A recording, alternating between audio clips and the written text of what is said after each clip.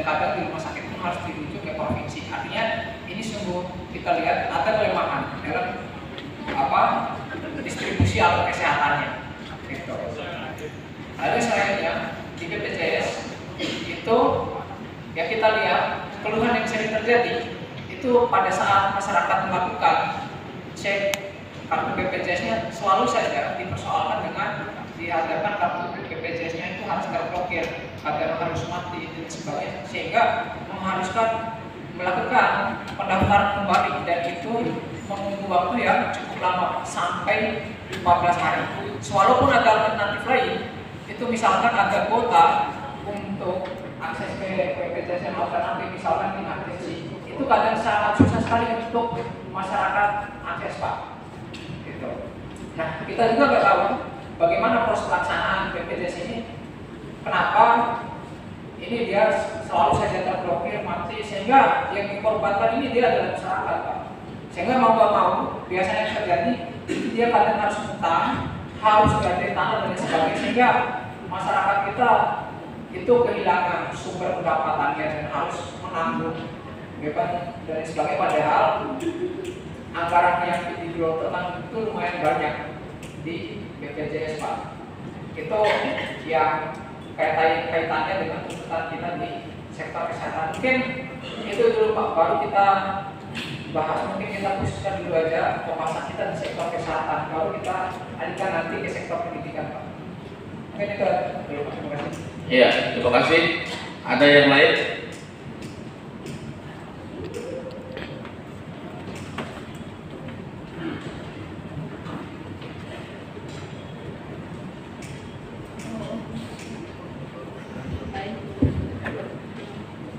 Ya, silakan sebutkan namanya. Saya lupa nama yang pertama tadi siapa?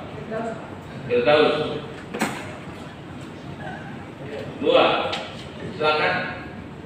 Bismillahirrahmanirrahim. Assalamualaikum warahmatullahi wabarakatuh.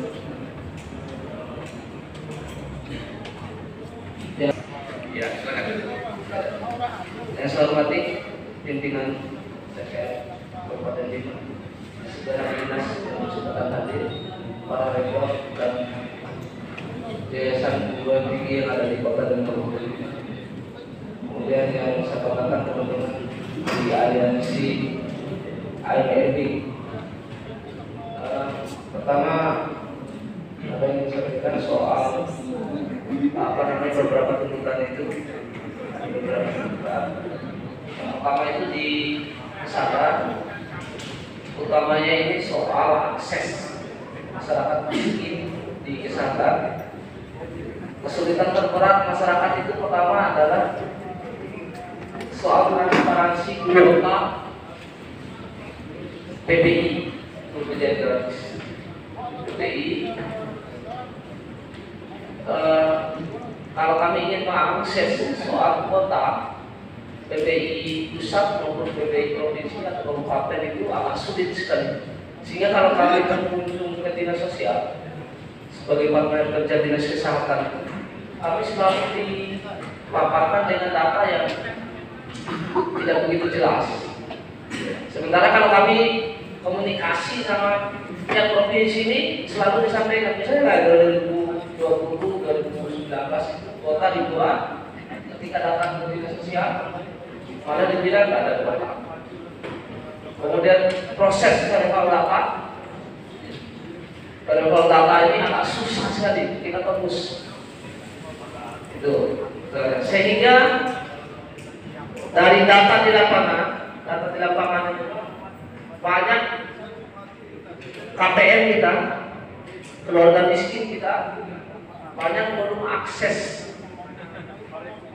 asuransi kesehatan di BPJS. Sehingga kesulitannya apa? Nanti benturannya sama rumah sakit, Pak. Di saat masyarakat sakit, tahunya mereka punya BPJS gratis, PBI, menerima bantuan iuran, tapi nyatanya setelah dicek aktivasinya sudah dinonaktifkan, sehingga kembali lagi masyarakat itu dibebankan dengan biaya yang luar biasa mahal. Kalau di luar BPJS itu luar biasa mahal, Kemudian prosedur kalau kita ajukan ke Mandiri juga susah sekali. Dan kadang-kadang itulah yang membuat benturan-benturan yang terjadi di rumah sakit. Karena itu. Jadi kami berharap dan pihak BPJS, Dinas Kesehatan maupun Dinas Sosial, tolong paparkan dengan jujur data kita ini berapa.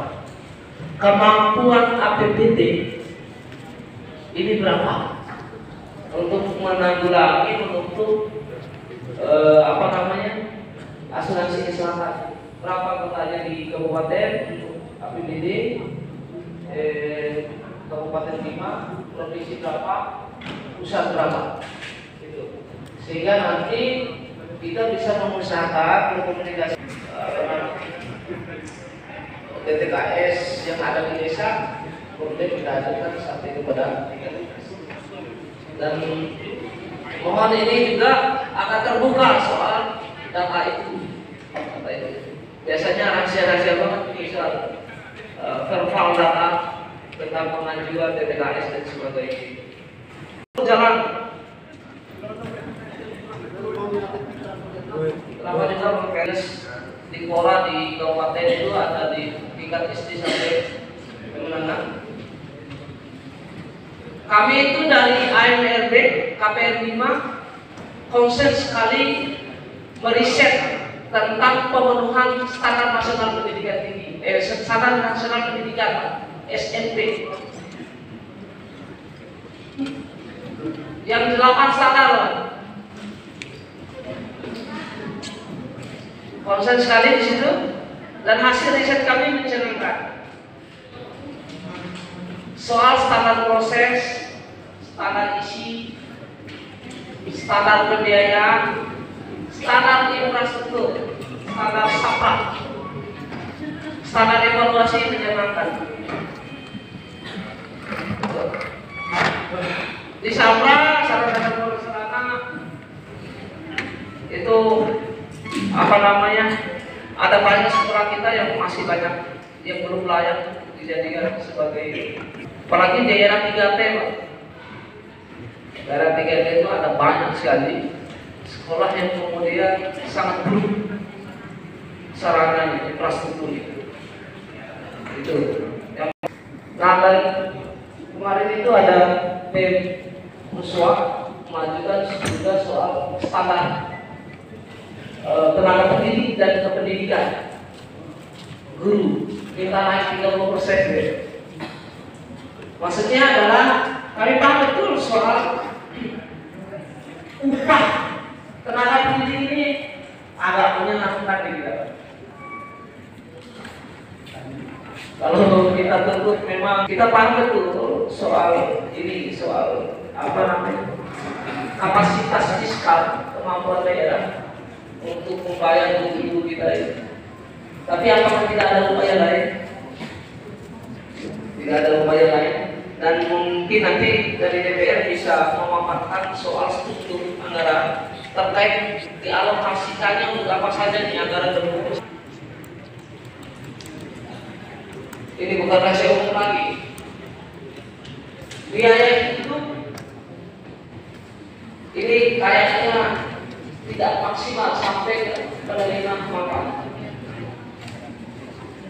Menurut data itu luar biasa, memang harus diseriusi untuk melihat soal realisasi program PIK sekolah. Jangan-jangan ada banyak uang beredar tapi tidak sampai kepada penerima manfaat. Bisa kita cek di sekolah-sekolah juga. Kalau kita tanya orang tua murid dari program PIP itu dapat berapa? Orang tua murid banyak yang mengaku 4 tahun. Dan datanya sebenarnya ini mungkin bisa dipaparkan soal data. Penerima PIP kita dari SD SMP berapa? Sehingga kita bisa kalkulasikan soal rata-rata nilai penerima di bawah dan sebagainya itu bisa kita kalkulasikan dengan data nasional tentang anggaran PIP yang dikucurkan di kabupaten. Kemudian perguruan tinggi konsen juga kita lah di PIP perguruan tinggi KIP kuliah. Kita riset di 2022 kedua kemarin dengan menghadirkan responden beberapa perwakilan di perguruan tinggi. Rata-rata mereka terus dipotong biaya hidupnya. Padahal jelas aturan dalam proses C nomor 10 tidak boleh pemotongan biaya hidup. Kan biaya kuliah, biaya pendidikan kan sudah jelas ditransfer langsung ke rekening kampus. Tapi nyatanya kampus masih memotong biaya hidup. Nah ini masalahnya. Dari responden yang kami tanyai, mereka rata-rata dipotong. Yang pertama. Kedua, ketika mahasiswa ini mengangkat di sini 2 kejadian langsung 2022. Di Setia Bima masih ada video. Gara-gara ambil kasus di taman siswa, STKP taman siswa, ada satu mahasiswa dia gara-gara nanya ini, maksud saya supaya tidak terjadi gejolak, instabilitas dan sebagainya. Tolong DPRD dengan kapasitasnya, kontrolnya dan sebagainya, berkomunikasi dengan pihak terkait, tolong ini diskusi. Jangan sampai ini menjadi persoalan yang akan terlihat menjadi kompak. Nah, ada juga nih persoalan-persoalan terbarunya. Pencabutan kuliah tidak berdasarkan prosedur akurat, SSD. Ada banyak keputusan penerimaan itu yang dilakukan secara tiba-tiba tanpa ada prosedur peringatan dan sebagainya. Itu. Nah, soal yang paling kencang juga soal demokratisasi kampus, wajah pendidikan kita ini ada luar biasa. Di kampus itu nilai-nilai etis demokratis itu tidak terus tumbuh di kampus-kampus. Yang tumbuh malah intimidasi, kriminalisasi, ancaman dan sebagainya. Sekarang ini bisa diseriusi. Kemudian terakhir di pendidikannya kan, kita melihat standar nasional pendidikan tinggi ini pada dasar SNDT terkait dengan lulusan dan sebagainya bisa kita track Pak dari transfer study dan juga kami konsen meneliti itu tadi. Jadi mungkin entah gimana nanti prosedurnya yang kemudian apa ya bisa kita siasati untuk meningkatkan